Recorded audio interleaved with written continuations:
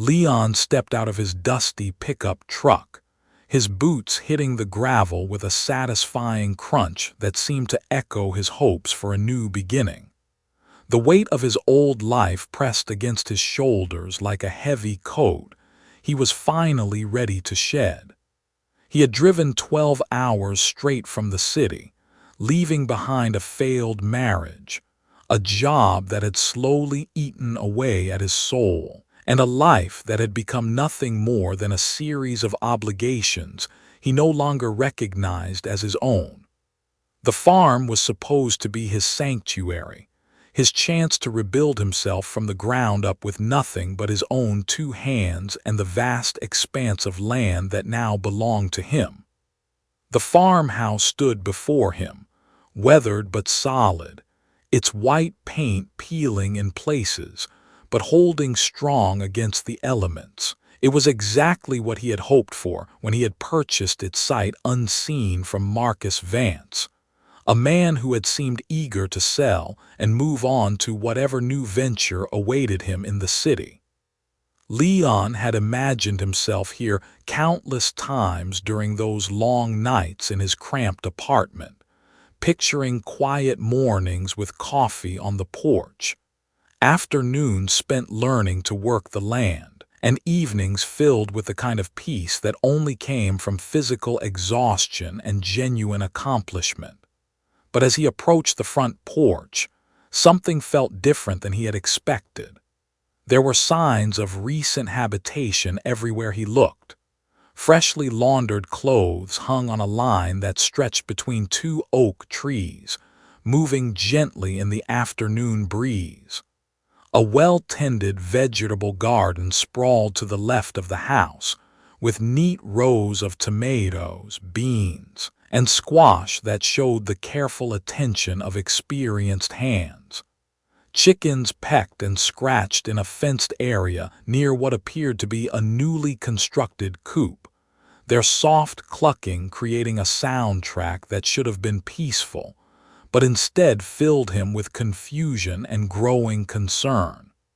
The front door opened before he could knock, and Leon found himself face to face with a woman who appeared to be in her early 30s, her dark hair pulled back in a practical ponytail and her clothes bearing the honest stains of farm work. Her eyes, a striking shade of green, regarded him with a mixture of wariness and resignation that immediately put him on edge. "You must be Leon," she said, her voice carrying a slight tremor that she seemed to be working hard to control. "I'm Sophia.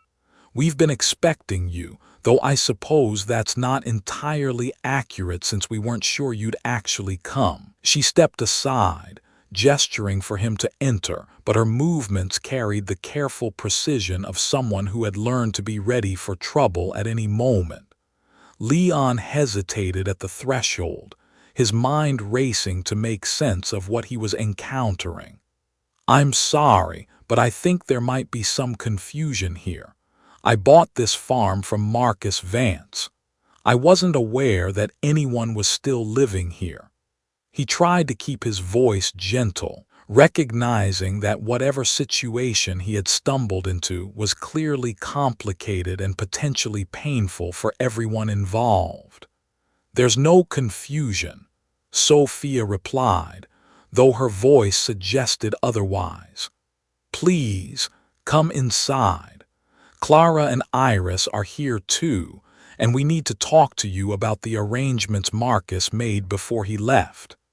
She led him through a front room that was clean and well-maintained, furnished with simple but comfortable pieces that spoke of people who took pride in their surroundings even when their circumstances were uncertain. The kitchen was the heart of the house, and it was there that Leon met Clara and Iris. Clara appeared to be the oldest of the 3 women, perhaps in her late 30s, with laugh lines around her eyes that suggested a naturally cheerful disposition that seemed somewhat strained at the moment. Her auburn hair caught the afternoon light streaming through the window, and her hands, like Sophia's, showed the calluses and strength that came from years of physical labor. Iris was younger, probably in her mid-20s, with an ethereal quality that seemed almost out of place in the practical setting of the farmhouse kitchen. Her blonde hair fell in loose waves around her shoulders, and her blue eyes held a depth that suggested she had seen more of the world's harsh realities than her youthful appearance might indicate. All three women wore similar expressions of nervous determination, as if they had rehearsed what they were about to say but weren't entirely confident in how it would be received. Marcus told us that part of the sale agreement included us. Sophia began, her words coming out in a rush as if she needed to get them said before she lost her nerve. He said that the new owner would honor the arrangement we had with him, including the understanding that we would provide companionship in exchange for being allowed to stay and work the land. The color rose in her cheeks as she spoke, and Leon could see how difficult it was for her to say these words. Clara took over when Sophia faltered, her voice steadier but no less strained. Marcus told us that you had agreed to these terms as part of the purchase, that you understood what you were buying into. He said that men who bought remote farms like this often wanted the kind of arrangement we could provide. She paused, looking down at her hands before meeting his eyes again. He was very specific about what would be expected of us, especially in the beginning. Leon felt his stomach drop as he began to understand what the women were telling him. The idea that Marcus had somehow included them as part of the property sale, that he had promised Leon's compliance with some sort of physical arrangement, made him feel sick with anger and disgust. "I never agreed to anything like that," he said firmly, his voice carrying more force than he had intended. "Marcus Vance sold me this farm, nothing more. I certainly never agreed to any arrangement involving anyone living here, and I absolutely never agreed to anything that would involve expecting physical relations from anyone." The relief that washed over the three women's faces was immediate and unmistakable, though it was quickly followed by a new kind of anxiety. "Then what does that mean for us?" Iris asked, her voice barely above a whisper. "We've been here for almost 2 years. We've put everything we have into this place.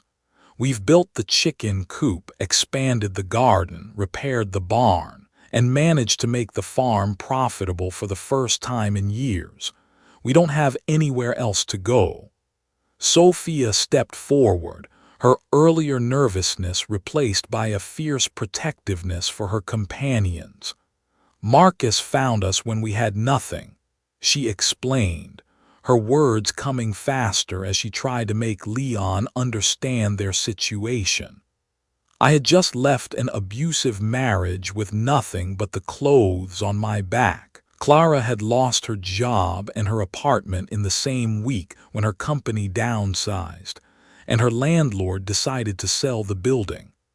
Iris had aged out of the foster care system with no family and no support network to fall back on." Clara picked up the narrative, her voice growing stronger as she spoke about their shared history. "Marcus offered us a place to live and work in exchange for helping him get the farm back on its feet. He said we could stay as long as we wanted, that we were building something together that would benefit all of us. We believed him because we needed to believe him, because the alternative was homelessness and separation. We worked 16-hour days," Iris added, her voice carrying a note of pride despite their current uncertainty. "We learned everything we could about farming, about animal care, about running a sustainable operation. We turned this place from a struggling property into something that actually makes money. The vegetable sales alone have been enough to cover most of the operating expenses, and the eggs from our chickens are sold to 3 different restaurants in town. Leon walked to the kitchen window and looked out at the evidence of their hard work. The garden was indeed impressive, with neat rows of healthy plants that spoke of careful attention and considerable knowledge. The chicken coop was clearly a custom build, designed with both functionality and the comfort of the animals in mind. Even the farmhouse itself showed signs of recent improvements, from fresh paint on the shutters to what appeared to be a new roof on the back porch. Marcus left us with nothing but promises. Sophia continued, her voice taking on a harder edge. 3 months ago, he started talking about selling the farm. He said he had found a buyer who would honor our arrangement, who understood what he was purchasing. He made it sound like you had specifically requested this kind of setup, like you were looking for women who would provide both labor and companionship. Clara's hands clenched into fists as she spoke about Marcus's betrayal. We found out he had been lying to us about everything when we discovered the legal documents he had left behind. The arrangement he had described to us, the one that's supposedly transferred to you, doesn't exist in any legal sense. What does exist is a partnership agreement that he never signed, an agreement that would have given us partial ownership of the farm in exchange for our investment of labor and the improvements we made. Iris pulled out a folder of papers from a kitchen drawer, her movements careful and deliberate. We've spent the last month trying to understand our legal position. The partnership agreement is detailed and specific. It outlines our contributions to the farm's success, the improvements we've made, and the investment we've put into making this place profitable. If Marcus had signed it, we would own 30% of the farm between the 3 of us. Leon took the papers from Iris and began to read through them, his anger at Marcus growing with each page. The partnership agreement was indeed comprehensive, outlining not just the women's contributions, but also Marcus's obligations to them. It included provisions for profit sharing, decision-making authority, and long-term security that would have protected them from exactly the kind of abandonment they had experienced. "This is a legitimate business agreement," Leon said, looking up from the papers. Why didn't Marcus sign it? Even as he asked the question, he suspected he already knew the answer. Because he was using us, Sophia replied, her voice flat with disillusionment. He got 2 years of free labor, significant improvements to the property, and a profitable operation without having to give up any ownership or control. When he decided he wanted to sell and move on, he created this fiction about our arrangement transferring to the new owner as a way to make us someone else's problem. Clara stood up and began pacing the small kitchen, her agitation clear in every movement. "He told us that you had specifically requested this kind of arrangement, that you were a man who understood the value of having women available for both work and pleasure. He made it sound like you were some kind of predator who had purchased us along with the land." The full scope of Marcus's manipulation was becoming clear to Leon, and it made him feel sick. Not only had the man exploited these 3 women for their labor, but he had also attempted to manipulate Leon into a situation that would have been harmful to everyone involved. The idea that Marcus had tried to essentially traffic these women as part of a land sale was both disgusting and infuriating. "I need you to understand something," Leon said, his voice carrying the weight of absolute conviction. "I came here looking for solitude and a fresh start. I have no interest in exploiting anyone or in any kind of arrangement that isn't based on mutual respect and genuine consent. What Marcus told you about me is completely false." The relief in the room was palpable, but it was quickly followed by renewed anxiety about their future. "We understand," Sophia said, "and we're grateful that you're not the kind of man Marcus described. But that still leaves us in an impossible situation. We have nowhere else to go, and we've put everything we have into this place." Leon looked around the kitchen again, taking in the evidence of their hard work and dedication. These weren't women who had been sitting idle waiting for someone to take care of them. They had built something real and valuable, and Marcus had stolen it from them through lies and manipulation. "What if we made the partnership agreement real?" Leon asked, the idea forming as he spoke. "What if we actually implemented this agreement with some modifications to reflect the current situation?" He saw hope flicker in their eyes, quickly followed by wariness born from too much disappointment. Iris was the first to speak, her voice cautious but interested. "What kind of modifications are you thinking about? And why would you want to do that? You bought this farm to have solitude, and we're asking you to share it with 3 strangers." Leon considered his words carefully, recognizing that what he said next would shape all of their futures. "I bought this farm to start over, to build something meaningful with my own hands. But looking at what you've accomplished here, it's clear that you've already built something incredible. It would be foolish of me to destroy that just because it wasn't part of my original plan." Clara sat back down at the table, her expression thoughtful. "But what would a real partnership look like? The original agreement assumed that Marcus would maintain majority ownership while we held a minority stake. You're the one who actually purchased the property.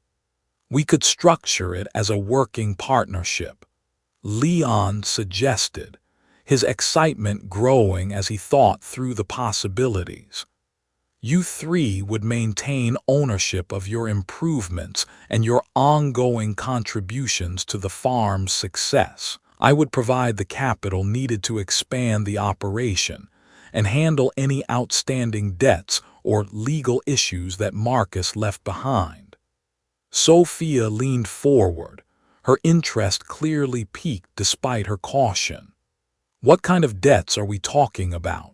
We try to keep track of the farm's finances, but Marcus handled most of the business side of things."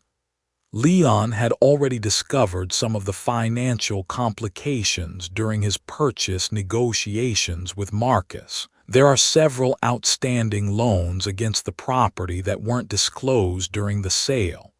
Marcus used the farm as collateral for personal loans that he defaulted on. I was planning to deal with those anyway, but as part of a partnership, we could structure the debt resolution to benefit everyone. The 3 women exchanged glances, clearly communicating without words in the way that people who had been through difficult times together often could. Finally, Clara spoke for the group. "We need to be honest with you about something. We're not just looking for a business arrangement. We've become a family over the past 2 years. We support each other, care for each other, and have built something together that goes beyond just working the same land. We understand if that makes you uncomfortable," Iris added quickly. "We know it's not a conventional living situation, but we've found something with each other that none of us had before, and we're not willing to give that up." Leon found himself smiling for the first time since he had arrived at the farm. "I think I understand what you're saying. You're not just business partners, you're chosen family. And you're worried that bringing someone new into that dynamic will change what you've built together." Sophia nodded, her expression serious. "Exactly. We've learned to trust each other completely, to depend on each other in ways that most people never experience. We're not looking for someone to rescue us or take care of us. We're looking for someone who can respect what we've built and maybe become part of it." The honesty and vulnerability in her words touched something deep in Leon's heart. He had come to the farm looking for solitude, but what he had found was something potentially much more valuable: the opportunity to be part of something real and meaningful with people who had already proven their commitment to building something lasting. "I think we should try it," Leon said finally. Not the arrangement that Marcus described, which was exploitative and wrong, but a real partnership based on mutual respect and shared goals. "We can work out the legal and financial details, but the important thing is that we're all choosing to be here and to work together." The transformation in the three women was immediate and beautiful. The tension that had been radiating from them since Leon's arrival melted away, replaced by something that looked like hope mixed with cautious excitement. Over the following weeks, Leon threw himself into learning about the operation that Sophia, Clara, and Iris had built. He discovered that their success wasn't just due to hard work, though they had certainly put in their share of that. Each woman brought unique skills and knowledge to their partnership.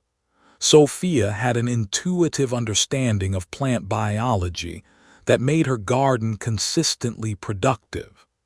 Clara had developed relationships with local restaurants and markets that provided steady income streams. Iris had a gift for animal husbandry that showed in the health and productivity of their small livestock operation. Together, they expanded the farm beyond what any of them could have accomplished alone. Leon's capital allowed them to invest in better equipment, expand their growing capacity, and develop new revenue streams. But more importantly, his partnership gave them the security and legitimacy they had been lacking. The partnership agreement they eventually signed was comprehensive and fair, giving each person ownership stakes that reflected their contributions, while ensuring that major decisions were made collectively. But the document, important as it was, couldn't capture the most important aspect of what they had built together. What had started as a desperate attempt to avoid homelessness had evolved into something none of them had expected: a chosen family bound together by shared goals, mutual respect, and genuine affection. They had created not just a successful farm, but a home where each person could be completely themselves, while contributing to something larger than any individual ambition. Leon often reflected on the strange turn his search for solitude had taken. He had found something much better than the isolation he had thought he wanted. He had found partnership, purpose, and people who valued him for who he was rather than what he could provide for them. In trying to help them reclaim what Marcus had stolen, he had discovered something he hadn't even known he was looking for: